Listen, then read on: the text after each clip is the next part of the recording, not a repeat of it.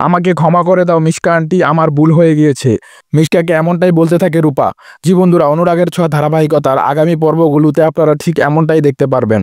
আগামী পর্বগুলোতে আপনারা দেখতে পারবেন মিশকা সোনা ও রূপার স্কুলে কিডন্যাপার পাঠিয়ে তাদের পুরো স্কুলটি জব্দ করে নেয়। তারা সবাইকে আটক করে দেয় এবং সবাইকে মেরে ফেলার হুমকি দেয়।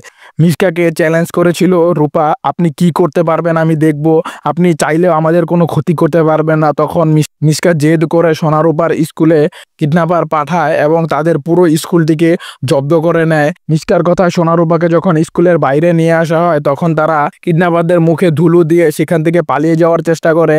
তখন রূপা পড়ে যায় এবং রূপাকে বাঁচানোর জন্য দীপা সামনে এগিয়ে আসতে থাকে। দীপাকে দেখার পর সেখানে থাকা কিডন্যাপাররা তাদেরকে লক্ষ্য করে গুলি ছোড়ে, কিন্তু গুলিটি দীপা বা রূপা কারোর শরীরে না লেগে সেখানে থাকা চারুর শরীরে লেগে যায়। চারুর বুকে গিয়ে গুলিটি লাগার কারণে চারু সেখানে ধরাশায়ী হয়ে যায়। চারুকে সবাই ধরাধরি করে হাসপাতালে নিয়ে যায়।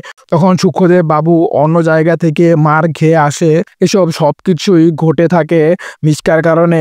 মিশকা যখন রূপাকে টান দিয়ে এক পাশে নিয়ে যায় তখন মিশকাকে রূপা বলতে থাকে, মিশকা আন্টি আমাকে ক্ষমা করে দাও, আমার ভুল হয়েছে, আমার তোমার সাথে চ্যালেঞ্জ করা উচিত হয়নি। তখনই সে জায়গায় এসে পড়ে দীপার বোন এসে তাকে জিজ্ঞাসা করতে থাকে, আপনি কে, আপনি এদিকে চান, আপনি হুডি পরে অন্যদিকে চেয়ে রয়েছেন কেন?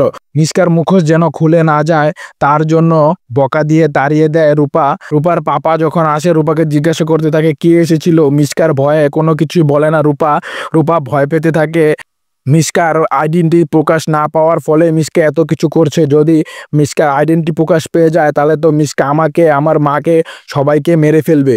জি বন্ধুরা, আপনারা যদি অনুরাগের ছোঁয়া ধারাবাহিকতার সকল আপডেট সবার আগে পেতে চান তাহলে এখনই আমাদের চ্যানেলটিকে সাবস্ক্রাইব করে দিন এবং অবশ্যই বেল আইকন বাটনটি অন করে দিবেন। লাইক করে পাশে থাকবেন। ধন্যবাদ।